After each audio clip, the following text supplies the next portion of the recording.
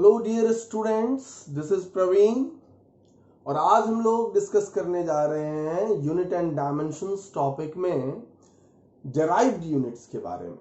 लेकिन उससे पहले हम लोग थोड़ा सा रिकैपिचुलेट कर लें कि फंडामेंटल फिजिकल क्वांटिटीज क्या है और सप्लीमेंट्री क्वांटिटीज क्या है और उसके एसआई यूनिट्स क्या सेलेक्ट किए गए। मैं इस बात पर बार बार स्ट्रेस देता हूं कि ये जो फिजिकल क्वांटिटीज हमने लिए, फंडामेंटल फिजिकल क्वांटिटीज, ये हमने सेलेक्ट किए। हमने अपने पहले वीडियो लेक्चर में समझाया था कि जो हमारे पास मेजरमेंट के मेथड्स हैं वो दो हैं, एक तो डायरेक्ट मेजरमेंट और एक इनडायरेक्ट मेजरमेंट। और मैंने बताया था कि डायरेक्ट मेजरमेंट में हम लोग जिस फिजिकल क्वांटिटीज को डायरेक्ट मेजरमेंट से मेजर करते हैं वो फंडामेंटल फिजिकल क्वांटिटीज होते हैं और उनके ऑपरेशनल डेफिनेशंस होते हैं। यानी जितने भी फंडामेंटल फिजिकल क्वांटिटी होंगे वो ऑपरेशनली डिफाइंड होंगे। और इसकी एक बड़ी खासियत है कि हम जिन्हें भी फंडामेंटल फिजिकल क्वांटिटीज सेलेक्ट करें उस सेट में जितने सारे क्वांटिटीज हों वो सब इंडिपेंडेंट होना चाहिए, है ना। एसआई यूनिट्स में 7 फंडामेंटल फिजिकल क्वांटिटीज सेलेक्ट किया गया and all are independent of each other. और दूसरी बात ये थी कि ये सब के सब ऑपरेशनली डिफाइंड है ना। मैं उन डिफिनीशंस को कोट भी नहीं करने जा रहा हूं और ना ही मैं उसे अभी डिस्क्राइब करने जा रहा हूं, है ना। उसके लिए मैं किसी और एक वीडियो लेक्चर में एक एक करके सारे फंडामेंटल यूनिट्स के बारे में बात कर सकते हैं। और दूसरा जो सप्लीमेंट्री यूनिट्स, 2 सप्लीमेंट्री क्वांटिटीज लिया गया, है ना। और बाकी जो था वो सब डेराइव्ड में रख दिया गया। So rest all are derived.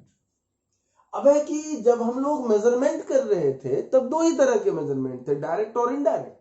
Direct measurement से फंडामेंटल फिजिकल क्वांटिटीज आए और इनडायरेक्ट मेजरमेंट से जो फिजिकल क्वांटिटीज मेजर किया गया वो सब डेराइव्ड फिजिकल क्वांटिटीज आया। और उन डेराइव्ड फिजिकल क्वांटिटीज के जो यूनिट्स होंगे वो डेराइव्ड यूनिट्स कहलाएंगे। तो फिर ये बीच में कहां से टपक गया सप्लीमेंट्री यूनिट्स? तो ये मैंने पहले लेक्चर में भी डिस्क्राइब किया था थोड़ा सा उसे मैं अभी भी थोड़ा सा डिस्क्राइब कर देता हूं कि हमारे पास जो एंगल्स थे, है ना, plane angle and solid angle, इसके मेजरमेंट्स एसआई यूनिट के बनने से पहले से होते आ रहे थे, है ना। अब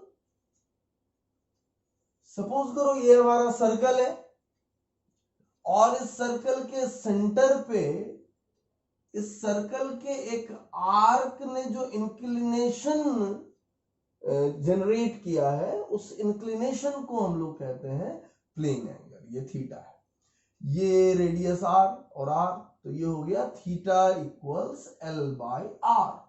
और ये फॉर्मूला तभी वैलिड होता है जब थीटा किसमें हो, रेडियन में हो, है ना। ये हमेशा ध्यान रखना कि ये फॉर्मूला तभी वैलिड है जब थीटा रेडियन में मेजर किया जाए, क्योंकि इस प्लेन एंगल को मेजर करने के लिए हमारे पास और भी यूनिट्स हैं, जैसे हम लोग डिग्री में मेजर करते हैं, ग्रेड में मेजर करते हैं, लेकिन यहां पर ये रेडियन में होना चाहिए।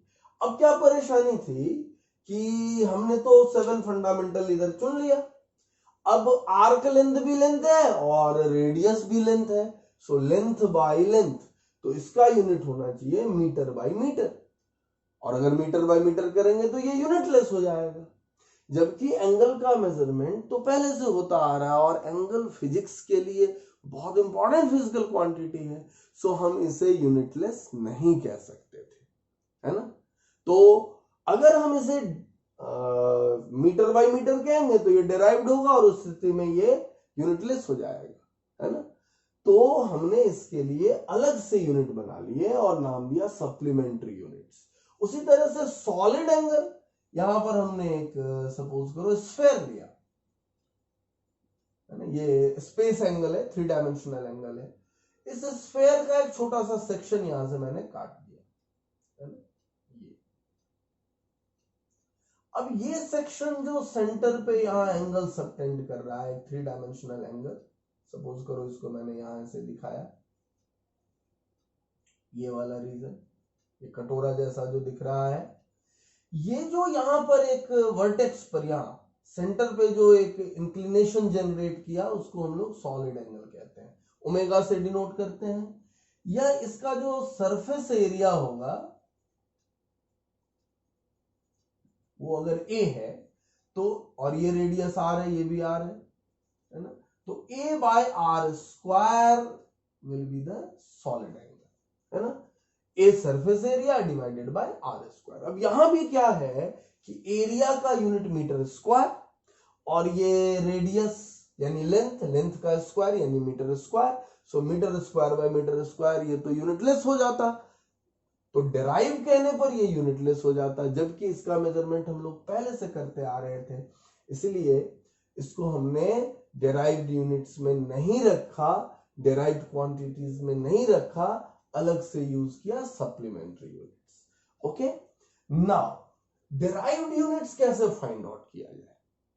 तो डेराइव्ड यूनिट्स इसी 7 फंडामेंटल फिजिकल यूनिट्स और 2 सप्लीमेंट्री यूनिट्स के मदद से आएगा, है ना। तो ये किस पे डिपेंड करेगा?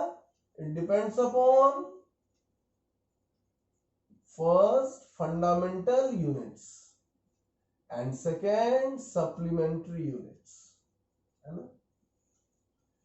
और डेराइव्ड यूनिट्स ऑब्टेन करने के लिए हमें दो में से कोई एक चीज चाहिए। कौन सा चीज?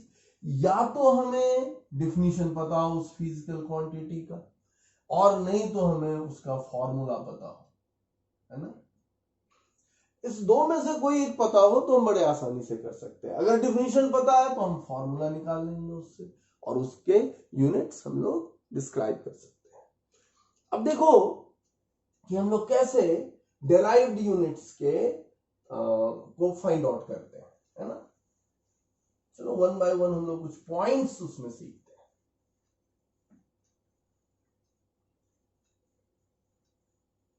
और अभी हम लोग चूंकि 11th का कोर्स ले रहे हैं, अब पूरे फिजिक्स में सैकड़ों फिजिकल क्वांटिटीज हैं।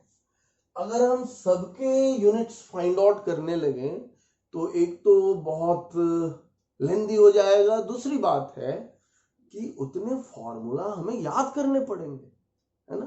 तो हम इसमें थोड़ा सा प्रिकॉशन लेंगे, हम लोग कुछ सिलेक्टेड क्वांटिटीज ही यूज करेंगे, है ना।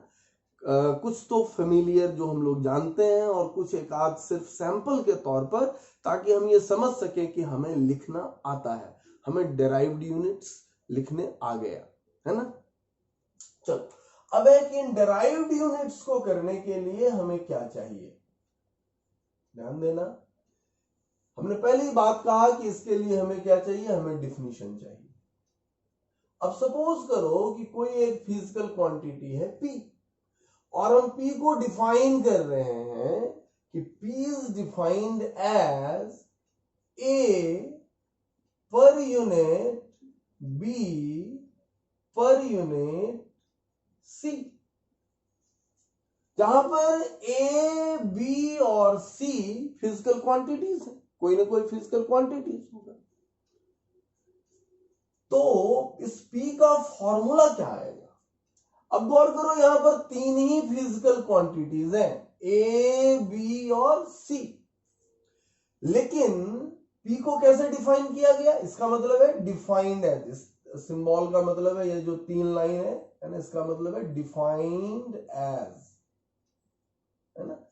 तो it is defined as A, तो A को न्यूमरेटर में रखना, और जिसमें देखो यहां पर B में पर यूनिट लग गया और C में पर यूनिट लग गया, तो जिसमें पर यूनिट लग जाए उसको डिनोमिनेटर में रख दो, तो B और C डिनोमिनेटर में आ गए। अब है कि P का ये तो फॉर्मूला हमने जनरेट कर लिया, अब है कि इस फॉर्मूला से हम यूनिट कैसे फाइंड आउट करेंगे। तो यहां देखते हैं हम लोग कि unit of P, U stands for unit, तो यूनिट ऑफ P होगा unit of A bye unit of B into unit of C। अगर हमें A, B और C के यूनिट पता है तो यूनिट ऑफ P निकल गए। अब इसको हम कैसे लिख सकते हैं? तो unit of A into unit of B to the power -1, और unit of C to the power -1, है ना। तो इस तरह से हम लोग इसके यूनिट लिख सकते हैं, है ना। अब देखो हमने एक और डिफिनीशन लिया। सपोज करो हमने डिफिनीशन लिया पी का कि P is defined as a to the power x per unit, b to the power y per unit, c to the power z। तो p का फॉर्मूला क्या बनेगा, a to the power x by, अब देखो तीन ही तो है, एक है a to the power x, दूसरा b to the power y, तीसरा c to the power z, और पर यूनिट जिसमें लग गया उसको डिनोमिनेटर में रखो, है ना। तो b to the power y into C to the power z। तो ये हमारा इसका फॉर्मूला बन गया। अब इस फॉर्मूले से हम लोग बड़े आसानी से यूनिट निकाल सकते हैं p का। तो यूनिट ऑफ p हो जाएगा unit of a to the power x into unit of unit divided by unit of b to the power y into unit of c to the power z। अब इसको हम लोग further ऐसे लिख सकते हैं कि unit of a to the power x into unit of b to the power -y into unit of c to the power -z, है ना। तो इस तरह से हम लोग बड़े आसानी से यूनिट फाइंड आउट कर सकते हैं,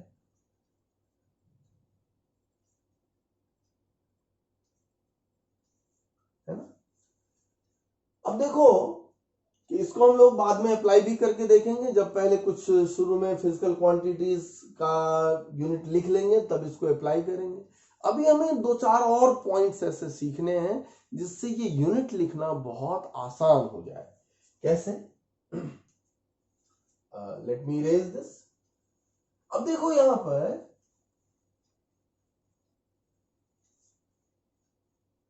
कि हम लोग किसी फिजिकल क्वांटिटी में चेंज की बात करते हैं, है ना। Change in a physical quantity, और वो फिजिकल क्वांटिटी है ए, है ना। तो इसमें हम लोग तीन तरह से बात करेंगे। एक तो सिंपली कहेंगे चेंज इन ए में चेंज, इसको ऐसे लिखते हैं डेल्टा ए। ये जो डेल्टा सिंबल है ये ऑपरेटर है और ये बतलाता है कि ए में चेंज हुआ। और ये हमेशा हम लोग इस तरह से इसे मेजर करते हैं कि final value of A minus initial value of A. दूसरा हो गया फ्रैक्शनल और रिलेटिव चेंज, फ्रैक्शनल और रिलेटिव चेंज इन ए। इसका मतलब होता है डेल्टा ए बाय ए, मतलब change in A by initial value of A, यानी A final minus A initial by A initial. ये फ्रैक्शनल चेंज या रिलेटिव चेंज कहलाता है। और तीसरा हम लोग बात करते हैं परसेंटेज चेंज इन ए। मैं इसे शॉर्ट हैंड में ऐसे लिखता हूं कि परसेंटेज चेंज इन ए ये होता है fractional change in A into 100, है ना। अब देखो अगर हमें इसके यूनिट चाहिए तो हम कैसे यूनिट फाइंड आउट कर सकते हैं।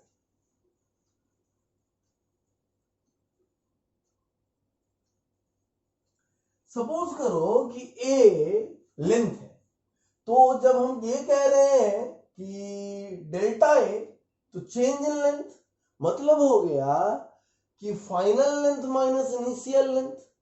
तो फाइनल लेंथ और इनिशियल लेंथ दोनों मीटर में ही होगा, तो उसका जो डिफरेंस आएगा, सपोज करो कि इनिशियल लेंथ था 5 मीटर, फाइनल लेंथ है 10 मीटर, तो डिफरेंस आया 5 मीटर। तो ये जो यूनिट आया डिफरेंस का वो भी वही आया जो उस फिजिकल क्वांटिटी का यूनिट था। तो यहां पर unit of delta A is unit of A, है ना। अब यहां देखो इसका क्या यूनिट होगा, तो ये हो जाएगा unit of delta A by unit of A, और डेल्टा ए का वही यूनिट जो ए का यूनिट, है ना। तो unit of A by unit of A, तो ये तो 1 हो गया, कैंसिल हो गया। यानी 1 कहने का यहां मतलब है कि यूनिट लेस हो गया, है ना। It is unit less. कोई यूनिट नहीं होगा फ्रैक्शनल चेंज या रिलेटिव चेंज किसी भी फिजिकल क्वांटिटी का ले। और परसेंटेज चेंज में क्या होगा, तो यहां भी तो ये तो नंबर है, तो यह भी क्या होगा, यूनिटलेस, है ना। सो फ्रैक्शनल चेंज और परसेंटेज चेंज यूनिटलेस होता है, और ए में जो चेंज होगा उसका यूनिट ए के यूनिट के बराबर होगा। ये एक इंपॉर्टेंट चीज था। दूसरा है rate of change in a physical quantity. किसी फिजिकल क्वांटिटी में जो चेंज हो रहा है उसका हम रेट कैसे मेजर करें, है ना। बहुत तरीके से रेट हो सकता है। जैसे मैं कहूं कि रेट ऑफ चेंज ऑफ या rate of change in A with respect to, WRT लिखा, इसका मतलब है विथ रिस्पेक्ट टू बी, यानी ए में चेंज को मेजर करना है बी के रिस्पेक्ट में, है ना। इसका ये कहने का मतलब है कि सपोज करो कि कोई फिजिकल क्वांटिटी ए है जो बदल रहा है बी में बदलाव के साथ, है ना, कि बी भी बदल रहा है और उसके कारण ए भी बदल रहा है ना। तो बी अगर चेंज कर गया डेल्टा बी से, तो उसके कारण ए में जो चेंज है अगर वो है डेल्टा ए, तो ये हो जाएगा delta A by delta B, है ना। तो rate of change in A with respect to B को क्या लिखेंगे, delta A by delta B.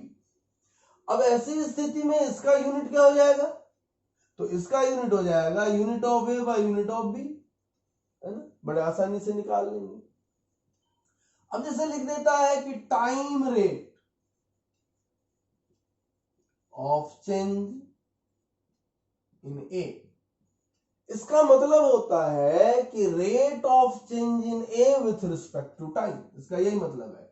इसका मतलब है rate of change in A with respect to time, तो ये हो जाएगा delta A by delta T, है ना। ये क्या हो गया, delta A by delta T, क्योंकि बी की जगह टाइम हो गया, है ना। तो इसका क्या हो जाएगा, unit of A by unit of time, है ना। अब टाइम का यूनिट सेकंड हम लोग लेते हैं एसआई में, तो यहां सेकंड हो जाएगा और न्यूमरेटर में ए का यूनिट रहेगा। उसी तरह से एक होता है स्पेस रेट,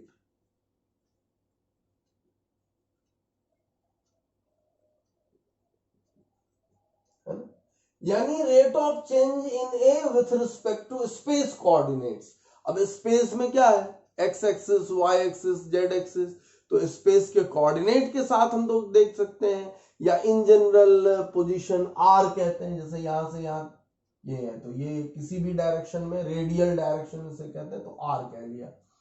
तो इसका क्या हो गया, delta A by delta R, है ना। अब आर क्या है, लेंथ है ना। तो ये हो गया unit of A by unit of R, R यहां पर लेंथ है, तो ये भी हम लोग बड़े आसानी से डिस्क्राइब कर सकते हैं, है ना। और एक आता है जिसको हम लोग कहते हैं ग्रेडियंट। ध्यान से सुनना, ये वर्ड बहुत प्यारा सा वर्ड है और फिजिक्स में बहुत यूज होता है। तो ग्रेडियंट ऑफ ए, तो जब मैं कहता हूं ग्रेडियंट ऑफ ए, तो इसका मतलब होता है delta A by delta L, है ना, यानी चेंज इन ए जो फिजिकल क्वांटिटी है divided by change in length, है ना। अभी के लिए यही है हमारा ग्रेडियंट, है ना। जब तक हम लोग यूनिट्स एंड डायमेंशन पढ़ेंगे तब तक यही है। जब हम लोग फिजिक्स में देखेंगे तो डिटेल्स में समझने की कोशिश करेंगे कि ग्रेडियंट कहते किसे हैं। अभी यूनिट एंड डायमेंशन टॉपिक्स में gradient of any physical quantity means change in that physical quantity divided by change in length. ऐसी स्थिति में इसका यूनिट क्या हो जाएगा, तो unit of A by unit of length, है ना। तो ये हम लोग बड़े आसानी से निकाल सकते हैं। तो ये सब चीज अगर हमारे दिमाग में हो तो उसको फाइंड आउट करना बहुत मुश्किल काम नहीं होगा। अब जब हम लोग इतनी सारी बातें कर रहे हैं तो इसमें जैसे एक आध हमको मिला कि यहाँ पर यूनिटलेस होता है, तो हमें ये भी ध्यान में रखना होगा कि वो कौन कौन से फिजिकल क्वांटिटीज हैं जो यूनिटलेस होते हैं, है ना। सो लेट अस सी।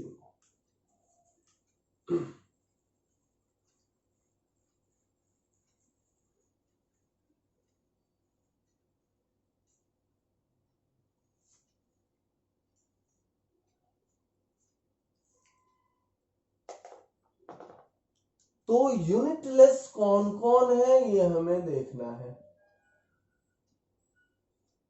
तो सबसे पहला हम लोग देखते हैं कि नंबर्स जो आएगा, है ना, वो यूनिटलेस होता है।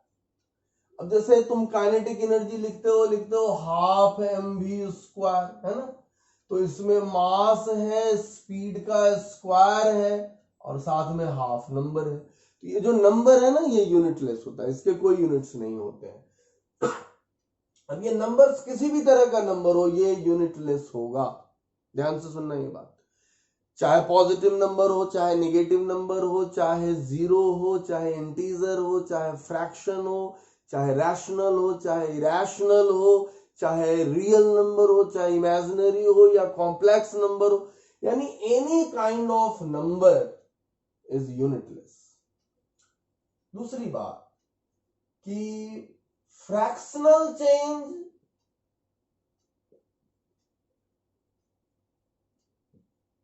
इन अ फिजिकल क्वांटिटी, किसी भी फिजिकल क्वांटिटी का जो फ्रैक्शनल चेंज होगा वो यूनिटलेस होगा। ये अभी अभी हम लोगों ने देखा है ना।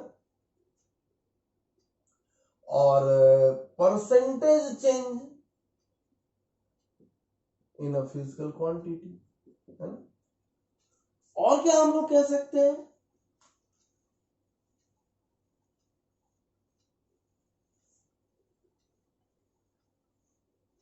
और हम लोग कह सकते हैं कि रेशियो अगर सिमिलर क्वांटिटीज का ले लें, जैसे स्पीड बाय स्पीड कहीं ले लें, है ना, फोर्स के मैग्नीट्यूड बाय फोर्स का मैग्नीट्यूड अगर ले लें, तो वो यूनिटलेस हो जाएगा। यानी ratio of quantities of same species, लेकिन ऐसा में एक्सेप्ट एंगल होता है, चाहे प्लेन चाहे सॉलिड, क्योंकि वो भी तो वही रेशियो है, length by length, area by area. तो इसको छोड़ करके बाकी रेशियो, जैसे कुछ एग्जांपल यहां पर हमें जरूरी होगा इलस्ट्रेट करना। जैसे तुम लोगों ने पढ़ा है रिफ्रैक्टिव इंडेक्स, क्या कहते हैं रिफ्रैक्टिव इंडेक्स, म्यू से डिनोट करते हैं और लिखते हैं हम लोग सी बाई वी। जानते हो सी क्या है, सी है speed of light in vacuum, और वी क्या है, speed of light in medium. तो दोनों स्पीड है, तो स्पीड बाय स्पीड यूनिटलेस हो जाएगा, है ना। जैसे क्वांटिटी हम लोग लेते हैं फ्रिक्शन कोफिशिएंट, है ना, तो फ्रिक्शन कोफिशिएंट को भी म्यू से डिनोट करते हैं और ये होता है frictional force by normal force, है ना। फ्रिक्शनल फोर्स ये भी फोर्स है, नॉर्मल भी एक फोर्स होता है, तो ये दोनों फोर्स है, तो फोर्स बाय फोर्स यूनिटलेस हो जाएगा, है ना। एक और मैं इसमें बताऊं तुमको, एक बहुत बढ़िया क्वांटिटी है मैक नंबर, है ना, बहुत इंटरेस्टिंग है।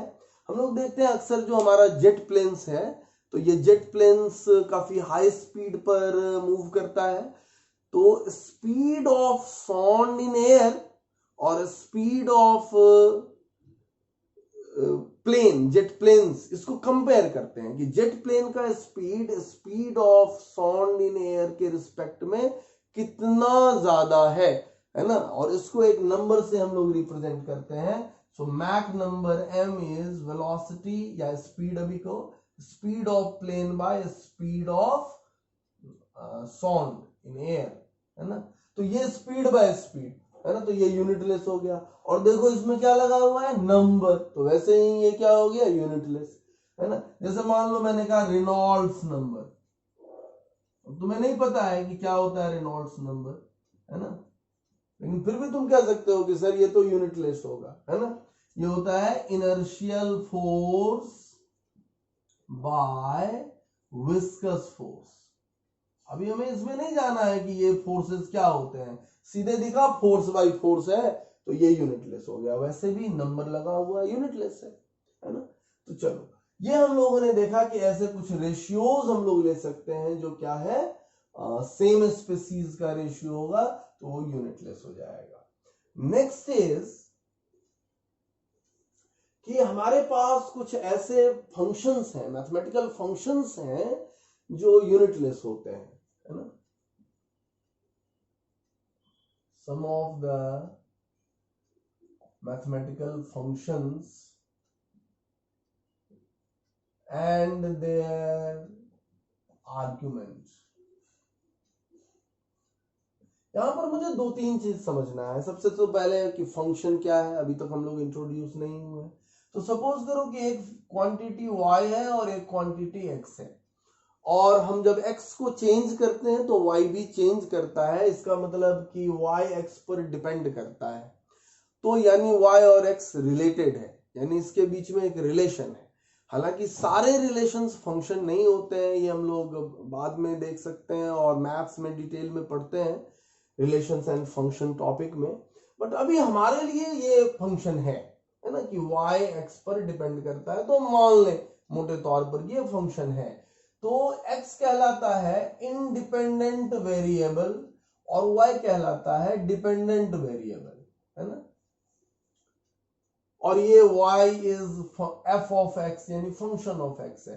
हम लोग कई एक तरह के फंक्शन लिख रहे हैं, जैसे मान लो मैंने लिखा x plus 2, y equals X square plus 2, y equals sine x, है ना, y equals cos X square plus 2, है ना।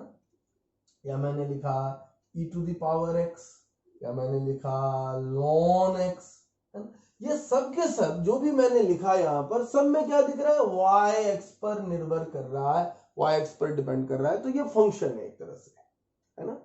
अब ये बात करना है कि उनमें से कौन से फंक्शंस हैं, है ना, और उसकी आर्गुमेंट कौन से हैं कि जिनका यूनिट नहीं होता है ना। इसका हम लोग एक छोटा सा लिस्ट तैयार करते हैं।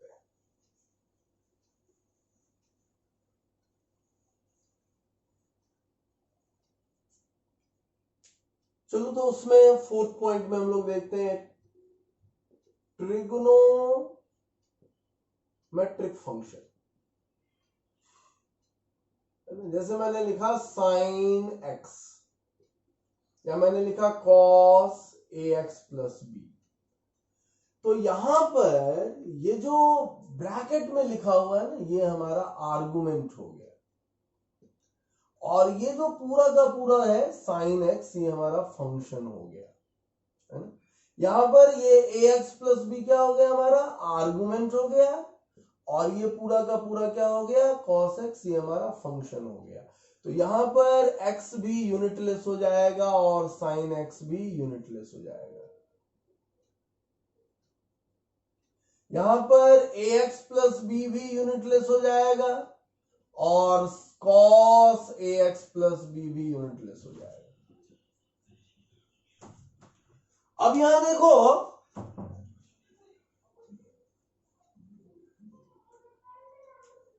कि दूसरा हमारे पास फंक्शन है, वो है एक्सपोनेंशियल फंक्शन।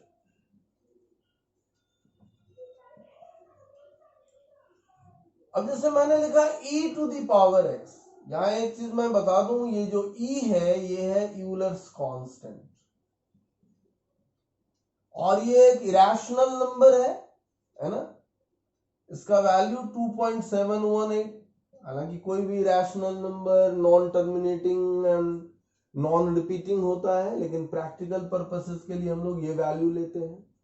तो e to the power x ये एक्सपोनेंशियल फंक्शन है, इसमें ये x हमारा हो गया आर्गुमेंट, और ये पूरा का पूरा हो गया हमारा फंक्शन। तो यहां पर x भी यूनिटलेस होगा और e to the power x भी यूनिटलेस होगा। अब जैसे मैंने लिखा e to the power ax plus B, तो यहां पर ये ax प्लस बी भी यूनिटलेस होगा और ये e to the power ax plus B भी यूनिटलेस हो जाएगा, ना तो इसके यूनिट ना इस पूरे के यूनिट।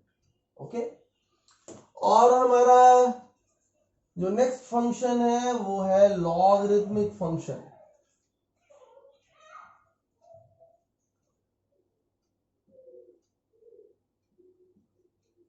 अब इस लॉगरिथमिक फंक्शन में जैसे मैंने लिखा log 10 बेस x, इसमें बेस भी होता है, अभी हम उतना डिस्क्राइब नहीं करेंगे, और एक है log e base x, e है यही यूलर कांस्टेंट। फिजिक्स में log 10 बेस में भी यूज करते हैं और e बेस में भी यूज करते हैं। इसको मैं अभी बता दूं कि log 10 बेस में जब मैंने लिखा तो इसको सिंपली हम लोग log x लिखा करेंगे, और log e बेस में जब हमने लिखा तो इसको ln x लिखा करेंगे, है ना। ये ln ln x है ना, ये हम लोगों को ध्यान रखना है।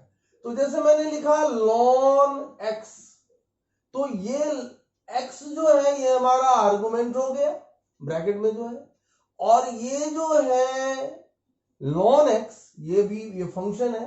अब आर्गुमेंट भी यूनिटलेस होता है, x का भी यूनिट नहीं होगा और ln ऑफ x का भी यूनिट नहीं होगा, ये सब यूनिटलेस हो जाएगा, है ना।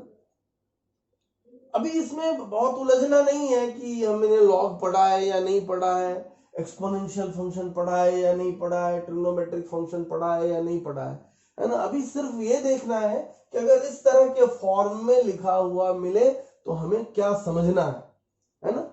तो यहां पर इस तरह का फॉर्म दिख जाए या लॉग लिखा हुआ दिख जाए, जैसे मान लो लिखा हुआ है कि log x, तो ये हमारा यूनिटलेस हो जाएगा, और ये log x भी क्या हो जाएगा, यूनिटलेस हो जाएगा। इतना केवल ध्यान रखना है। तो ये सब यूनिटलेस क्वांटिटीज हैं, है ना। अब इसमें हम लोग अगले टॉपिक में फिर इसमें थोड़ा और काम करेंगे, कुछ एग्जांपल्स सेलेक्ट करेंगे और कुछ प्रॉब्लम्स करेंगे। ये हम लोग नेक्स्ट वीडियो लेक्चर्स में देखेंगे। Thank you. अगर आपको हमारा ये वीडियो पसंद आया तो प्लीज इसे लाइक, सब्सक्राइब और शेयर जरूर करें।